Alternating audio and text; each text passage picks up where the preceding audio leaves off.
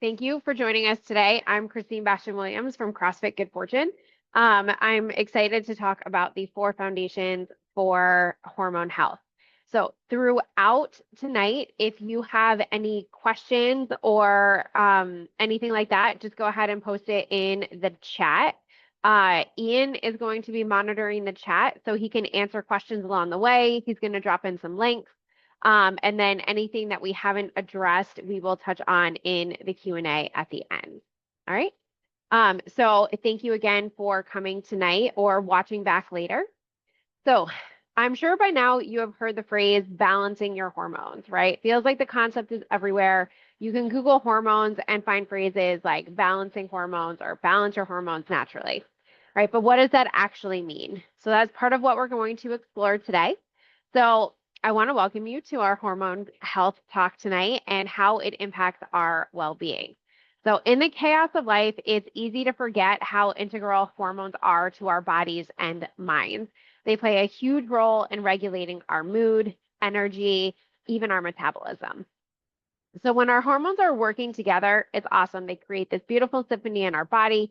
They're the directors, but if one gets out of time, it can lead to a cascade of events that can just really wreak havoc. So today we're going to take a closer look at the 4 foundations for hormone health and how a holistic approach can help us live in hormone harmony.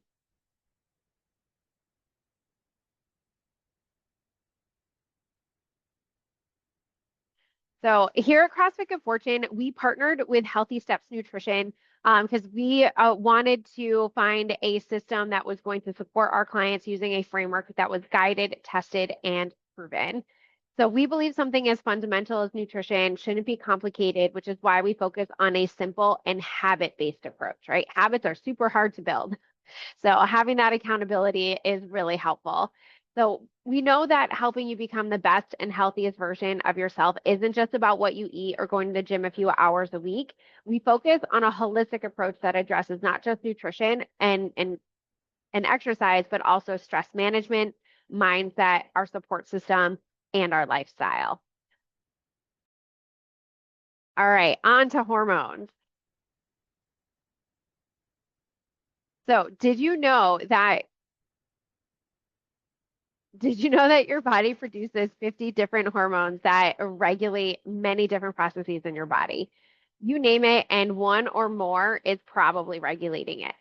So with so many hormones circulating our body, understanding what hormones are and how they work is a really good place to start, right? So we're going to simplify a very complex topic. Right, so the endocrine system is the ultimate communication system. There are various different glands that are making and sending hormones through our bloodstream to deliver messages to cells and organs. Right, so in simply put, hormones tell cells what to do. Right, they're the little messengers that are working hard to keep our body balanced in every aspect. So from reproductive function to sleep to stress, as well as mood. Now, generally speaking, our bodies do a pretty good job of keeping things in balance, right? But hormones can easily be disrupted to a number of different factors. Things like consuming highly processed foods, high amounts of sugar, a sedentary lifestyle, high stress, and inflammation, disrupted sleep, as well as environmental toxins. So in the pursuit of achieving hormone balance naturally or simply supporting our hormones the best that we can, the first step in the right direction usually and often involves using the HSN holistic approach that we use in all of our nutrition coaching, right? This is where we look at factors such as lifestyle, nutrition, stress levels, sleep, and overall well-being. Now, once we begin to examine these different factors more closely, you're going to notice that each one of those affects the other through 4 key foundations. Right. Now, while we'll touch a bit more on the impacts of women, imbalances can be present in men as well. Now, it's often overlooked because their hormones don't fluctuate as much as a woman's does throughout the course of a month. It's more daily for men. So this can often present as fatigue, apathy, loss of muscle mass, and strength, right? But addressing those lifestyle factors, just like for women, is going to be similar for men. So let's dive in, and I hope you'll find some small steps that you can take to create a positive impact to your health. All right, so foundation number 1, gut health. Now, did you know that 80% of our immune system resides in our gut? The gut is the ultimate gateway to our immune system, right? There are trillions of immune cells that line your GI tract and serve as the first line of defense against viruses and bacteria, right? This is known as the gut microbiome. So the gut microbiome is made up of both good and bad bacteria. So when we have more good, the healthier we are. And now when it gets unbalanced and there's more bad in there, you're going to have some problems that arise. So now what factors influence our gut health? Well, environmental toxins for one, diet, stress. Stress is a big thing that you're going to hear me say quite a bit today, as well as medications like antibiotics can really wreak havoc on the gut by irritating the gut lining. Now, this irritation can lead to inflammation, which can also contribute to nutrient deficiencies because our body isn't absorbing those nutrients through our intestines as well as they could, as well as a host of other issues like that could include hormone imbalances. Now, here's how our hormones can be impacted. So, first thing is estrogen levels. Now, estrobolome is a gut bacteria which impacts the way estrogen is metabolized. So, when we have too much estrogen present, it can lead to heavy periods, fluid retention, as well as irritability. Higher estrogen levels are also associated with many PMS symptoms like depression, anxiety, headache, fatigue, sugar cravings, and even insomnia. Now, excess estrogen can also contribute to long-term risk of conditions like uterine fibroids as well as breast cancer. So that's estrogen. Now let's talk about cortisol. So cortisol, when the gut is constantly inflamed, it messes with our stress managing hormone cortisol. So when our bodies are producing increased cortisol due to stress, it is often leading to a decrease in progesterone, right? Which is going to disrupt ovulation and can throw off the ideal ratio between estrogen to progesterone. Now, our sex hormones are also impacted by this. It can disrupt estrogen, like we talked about, as well as testosterone. Testosterone can often be converted to estrogen instead of testosterone because of that gut disruption. So there's some great ways to support our gut health. Number one, stress management, right? So stress management can look different for a lot of people, but it is important to do that stress management every day, as well as daily exercise, anti-inflammatory foods. Those anti-inflammatory foods we're going to talk about in foundation number 4, so sit tight. Prebiotics, omega-3s. So omega-3s, you can do by omega-3 fish oil supplement or getting really omega-3 rich fatty fish. Another great recommendation is going to be to have fermented foods daily. All right, so even just 2 tablespoons of fermented foods daily can really help that gut health. Let's talk foundation number 2, the liver. So our liver is our natural detox organ for our body. Now, the liver doesn't make any hormones, but it acts as a processor for regulating hormones through metabolism, right? So the liver makes sure that hormones are properly metabolized from your bloodstream into your gut and excreted out of the body, right? So where does detox come in here? So the liver helps regulate hormones and excretes the body's excess hormones. So you can think of it as the intermediary between the gut and the bloodstream. All right. So now why is this important? Well, if your liver is unable to be efficient and process those excess hormones, it can create hormone imbalances. So now what is affecting our liver health and how can you make changes? Well, the liver filters alcohol as well as toxins, right? So toxins like the 4 Ps, plastics, pesticides, pollution, and personal care products, right? So the liver is going to prioritize the metabolism of toxins like alcohol over hormones like estrogen, right? So those hormones have to take a backseat and wait to be processed. So reducing alcohol intake can allow for a more streamlined pathway. So also reducing the amount of plastic that you reheat your food in, right? When you're reheating your food in plastics, plastics that contain ingredients like BPAs or phthalates, those imitate estrogen. So by using glass containers, you can eliminate that potential for excess estrogen buildup. Now, the suggested alcohol intake for women is 1 or less per day and 2 or less per day for men. And for women that are in perimenopause or menopause, little to no alcohol is best. right? But alcohol is always that personal decision as far as making a choice based off of how you best want to feel. Now let's talk blood sugar balance. Now, ebbs and flows in our blood sugar is natural, right? But we want to keep it as stable as possible. Now, insulin is a hormone that helps with the uptake of glucose to be used as energy from carbohydrates. Now, reducing excess blood sugar and insulin secretion into the body, you can avoid storing glucose as fat that ends up around the abdomen and can cause further hormone imbalances. Now, we know that visceral fat around our midsection is also a contributor for cardiovascular disease, right? So we want to minimize that as much as possible. Now, after menopause, fat tissue becomes a major site for estrogen storage and metabolism. So insulin sensitivity also decreases with age, which is going to impact how our body metabolizes glucose, which is going to add to blood sugar fluctuations. Right. So here are a few tips that can help you keep your blood sugar balanced throughout the day to avoid those spikes. Pair protein with every meal and snack. Go for a walk for 15 minutes after meals.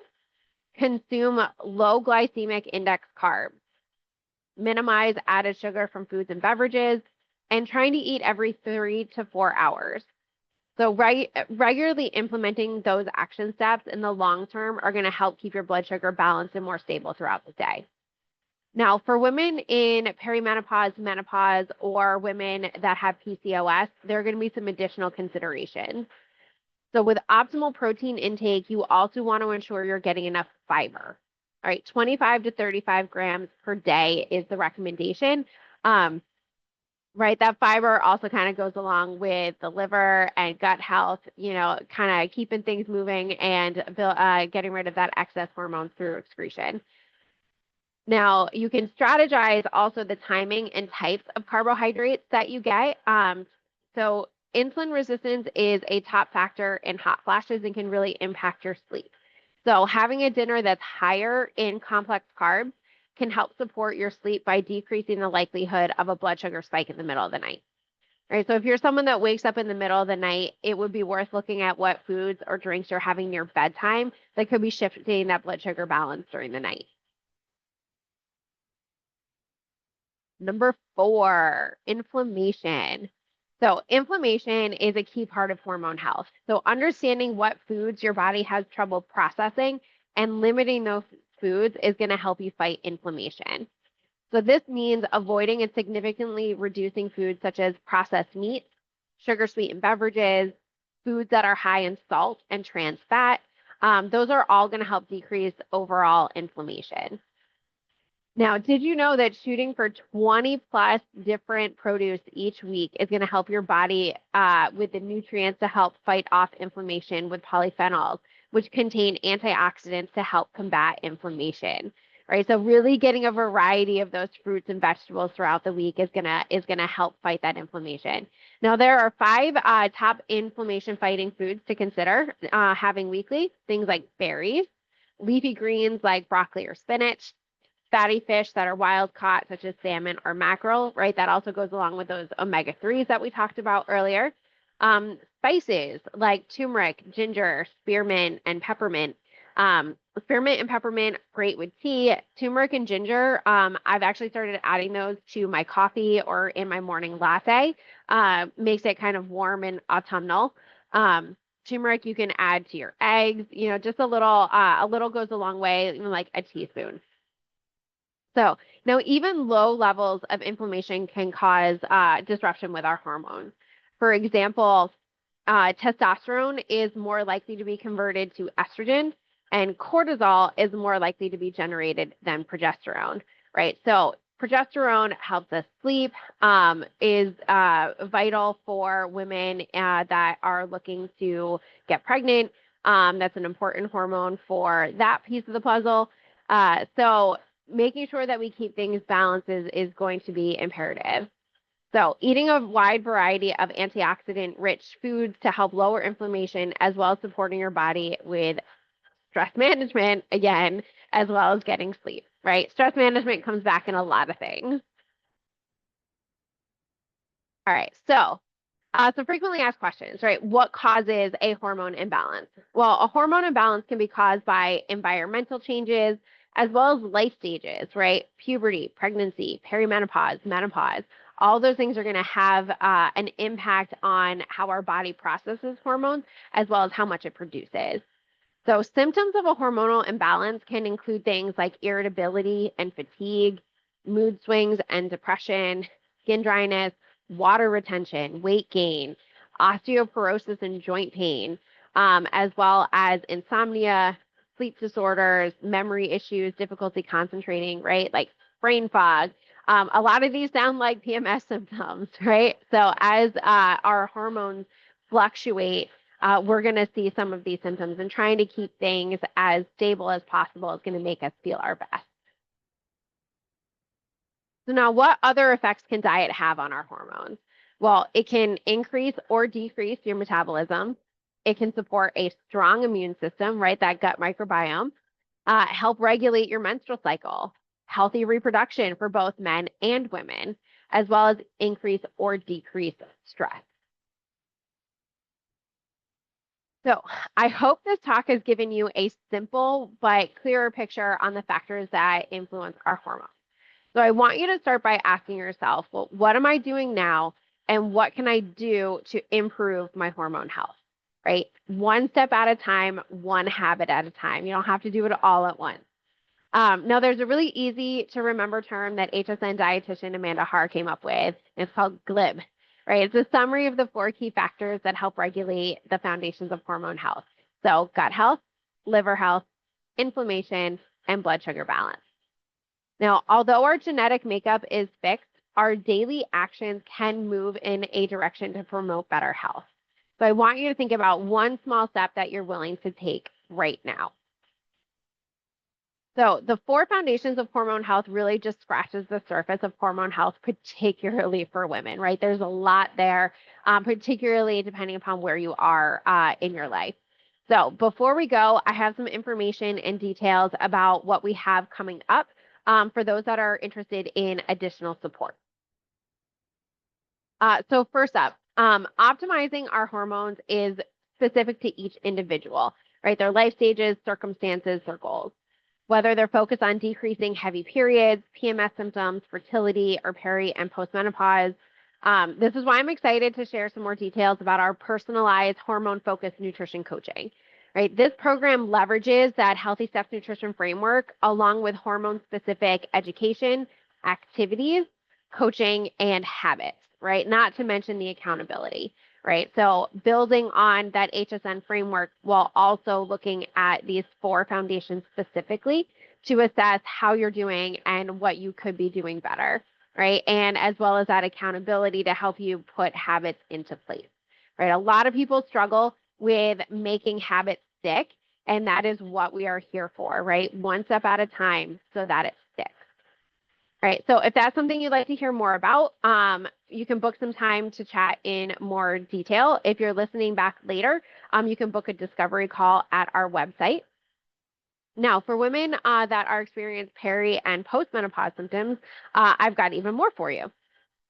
So if you guys are one of the first to hear about our 28-day Hormone Health Foundations program.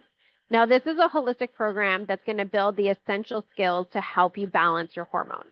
So some of the program highlights are going to be educational videos from experts in the field to provide valuable insights and tips. This is going to help deepen your understanding of hormone balance and how working towards optimization can improve your overall well-being. Like I said, this talk really just scratches the surface.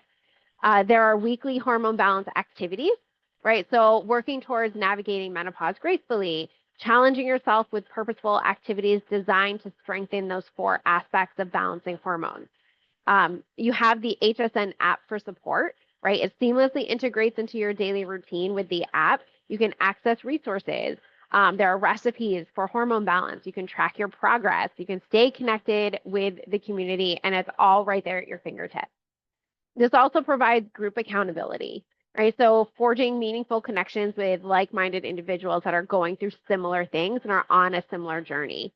Now, that supportive community can help keep you accountable, motivated, and inspired throughout those 28 days.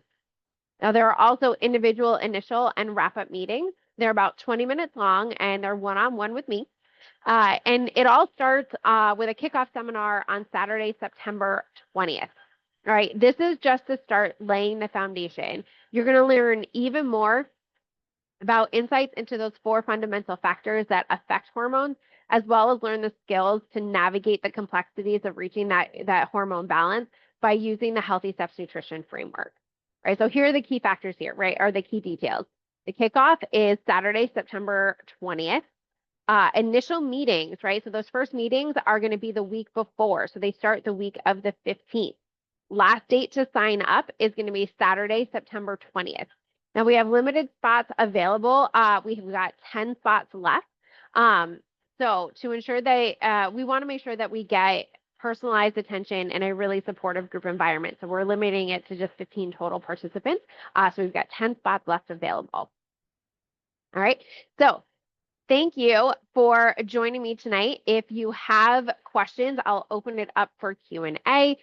We can go to the chat.